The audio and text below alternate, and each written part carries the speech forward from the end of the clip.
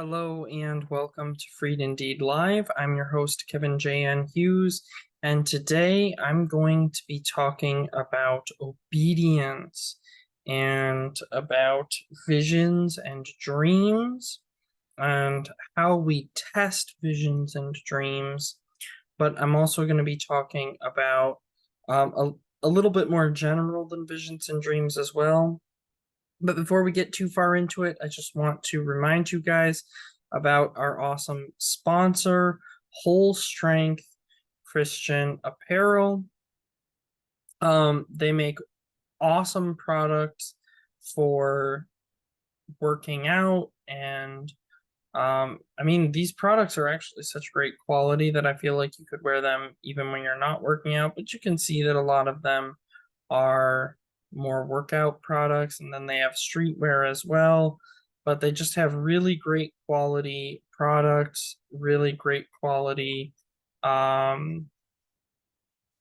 apparel, and with Christian messages. So you can witness for the kingdom while strengthening your body to glorify and honor God. So head over to wholestrength.com and use promo code FREED so that you can take advantage of some discounts, but also you'll be supporting all of the work we do here at Freed Indeed Ministries. Okay, with that said, oh, look at that. It says Cheryl Hughes on my thing because I'm using her, I'm using her, what do you call it, Zoom, and I forgot to change it. That's okay. So this video is dedicated to you, Cheryl.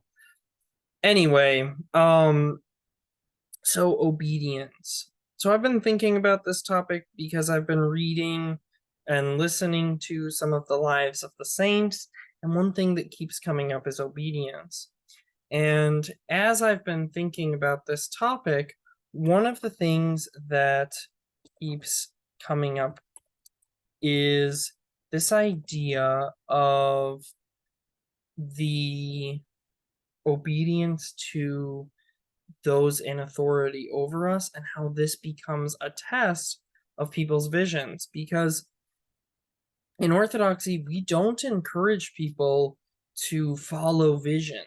I know that in a lot of sects and in a lot of groups, people are kind of encouraged to have these sort of mystical experiences, like in Pentecostalism, and this is sort of held up as something good. In Orthodoxy, we're very suspicious of visions and dreams that we have. We're very suspicious that these things can lead us astray, because in Orthodoxy we have a concept called prelist. And prelist is not just a concept that we apply to the unorthodox. Prelist is a concept that we even apply in our own lives. Any one of us can fall into prelist if we're not careful. And so we have to be very discerning and cautious about everything, including when we believe that we are experiencing some kind of vision or believe that we are experiencing some kind of dream that we think is more than just a dream. If we're having a dream and we think that it's something coming from the spiritual realm, so to speak. So all of that is very important to think about.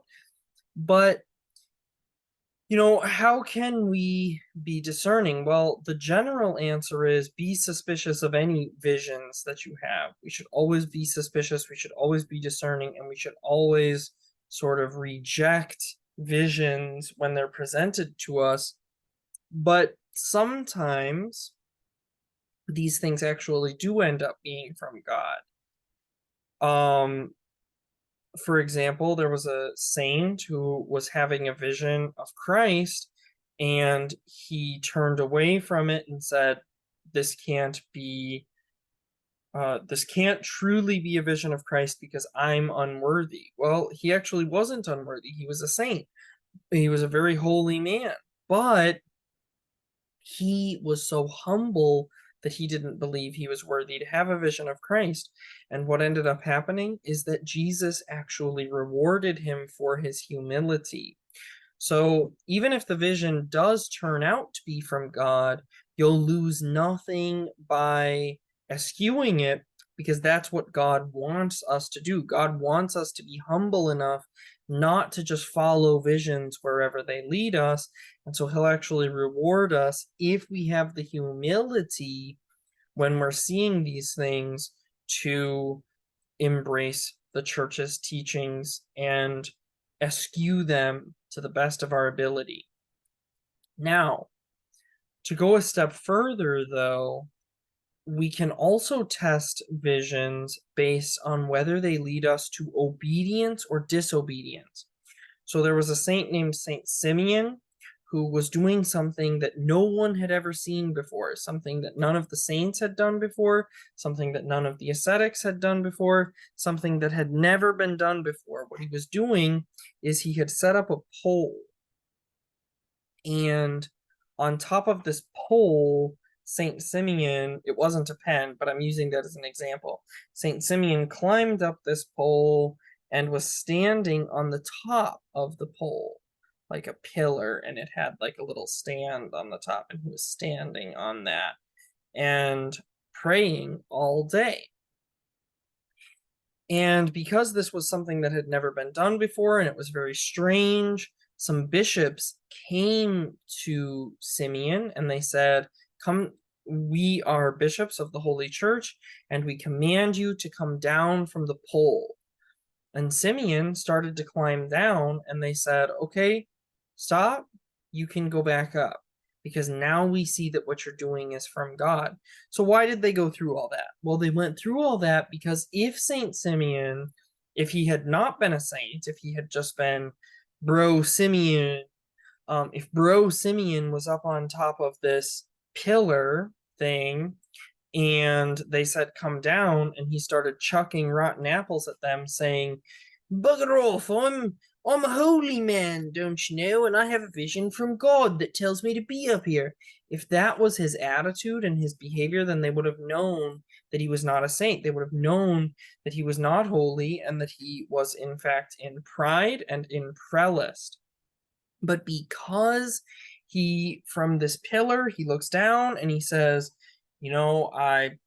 okay, you're telling me to come down. You're in authority over me. I'll obey, even though I believe that I've been commanded to be here by God. If those in spiritual authority over me are telling me to come down, I'll come down. And that's how they knew that his vision was true.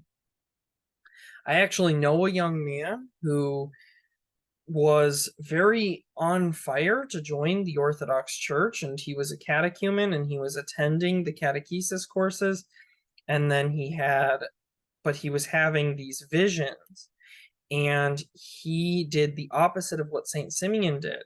He saw these visions, and then he ended up actually departing from the church, and he never came back.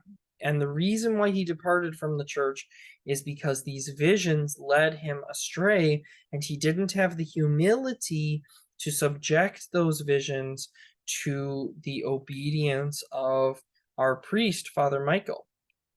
So instead, he subjected Father Michael to the visions and set his visions in authority over the church, rather than allowing the church to have authority over him and his visions. And he, as a result, departed into apostasy. And to this day, he's in apostasy, and I pray for him every day, and I trust God. But if he ends his life the way it is now, he will not be in a very good state because of the lack of humility to subject the visions to the church. And so this is always what we need to do. We always subject, if we're having spiritual experiences, we subject them to the church. And that means subjecting them to the test of the lives of the saints. Is this something that the saints do? But it also means talking to those in authority over us, talking to our Godfather, talking to our spiritual father and confessor about these things. Um, with Freed Indeed Ministries, I would not do Freed Indeed Ministries if Father Michael didn't give me permission to do Freed Indeed Ministries. I would close up the door and leave, because that's obedience. It'd be difficult, don't get me wrong. I would have a very difficult time of that, but I think that would be necessary. I also, if I didn't have his permission to, for example, do the bookstore, I wouldn't have done it.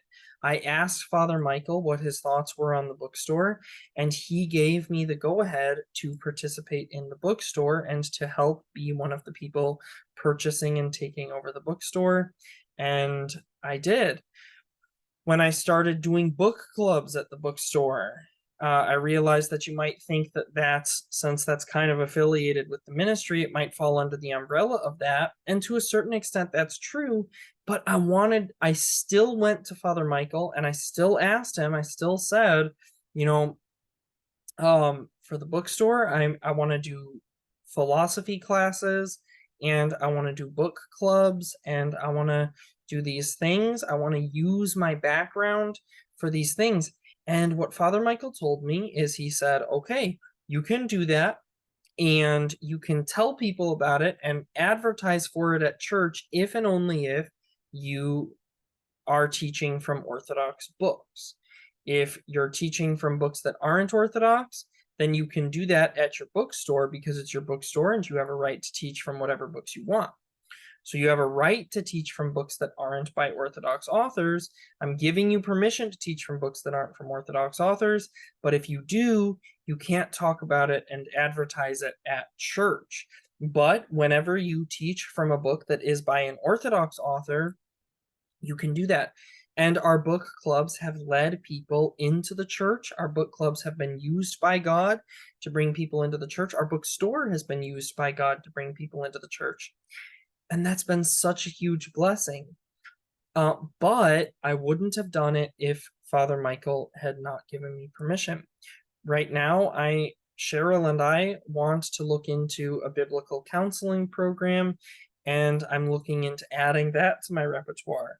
But I'm going to talk to Father Michael first, because just because I believe and just because Cheryl believes that this is something that I have an aptitude for, as difficult as it is. See, you guys don't understand. By nature, I'm a very independent person, and it's very difficult for me to go and seek counsel, and not just seek counsel, but be duty bound to follow where that counsel leads. That's very difficult for me. But I'm going to do it, and I always do it, and I always do it because that's the Orthodox way. That's part of Orthodox spirituality. And if I think, oh, well, I know better than my priest or my bishop, you know what? Here's the thing. I might actually be in a position where I have more information, or maybe I'm a super spiritual person and I actually do know. But if I don't have the humility to take their counsel, then I don't know better, because I don't deserve that ministry anyway. So that's the thing, and that's what makes it so difficult. And this is true not only with regard to ministry and visions and dreams. Those are definitely two important factors. This is even true with regard to other things. Like, for example, if somebody says, oh, I have such sound theology, and I am preaching and teaching, and I've started my own church, and I'm going through the Bible, and I'm doing all this exegesis, and this is so great and whatnot. But then that person isn't submitted to the church. That person is just doing this of their own accord. They're just there's nobody who can tell them what to do. They're not under anybody else's authority. That's very problematic. And that's very much a sin. And it's very much not the Orthodox way. So whenever we see these things, that person may be very honorable and may be very eloquent and may have a lot of great things to say from the scriptures. But ultimately, they're not living in obedience. They're not actually behaving in a way that is Christian, in a way that is orthodox. Think about Martin Luther in the Protestant Reformation. In a lot of ways, Martin Luther was very sound in his theology. In a lot of ways, Martin Luther was correcting abuses that had been going on for centuries. But we see that he lacked humility. And when he reached out to the Orthodox Church to see if he could join the church, the Orthodox bishops basically told him that the only way he could join the church would be if he would give up and renounce his heresies. And he refused to do that. And so he kept preaching justification by faith alone. He kept preaching sola scriptura. He kept preaching the filioque. He kept preaching all these things that were heresy because he didn't have the humility to submit to anyone but himself. He didn't have the humility to submit to the church. And so this is what we're getting at. This is what's ultimately the problem. And this is what we have to walk away from. So this is why the church calls us to always be suspicious of these visions, to always be suspicious when we see visions and dreams, to be suspicious of these things and not to be led along by these things, because there's danger in being led along by these things. We have to have humility and we have to be in submission. St. Ignatius of Antioch wrote, "Do nothing without the knowledge and consent of the bishops. For where the bishop is not, there is not Christ, and where the bishop is, there Christ is."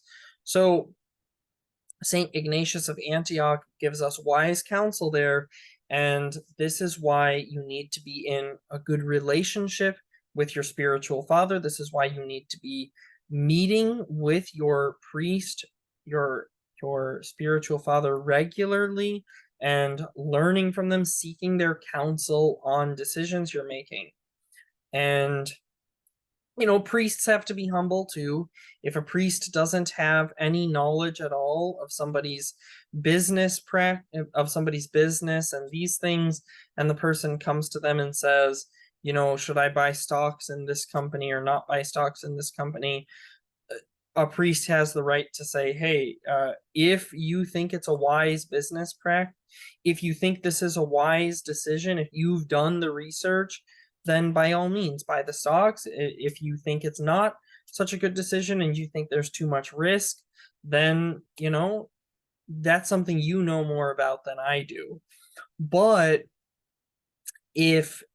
nevertheless, we as Orthodox Christians still go to clergy and still seek their wisdom on different topics, and that's good and it's a blessing, and this is what we need to do. And especially if you believe that you're having visions, and if you believe you're having dreams, and if you believe you're having communication with spiritual entities, submit those things to the priest, submit those things to the bishop, submit those things to your godfather, those in authority over you, and talk to them about it and heed their counsel. Actually do what they tell you. Actually submit to the church and her teachings. Actually follow the church.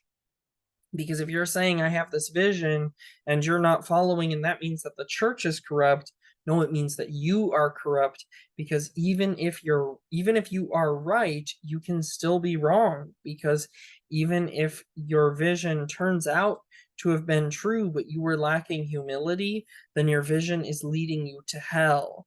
If you have humility, then if your vision turns out to be true, truly from God, then your humility will be rewarded, and you submitting to the authority of those God has placed over you will be rewarded.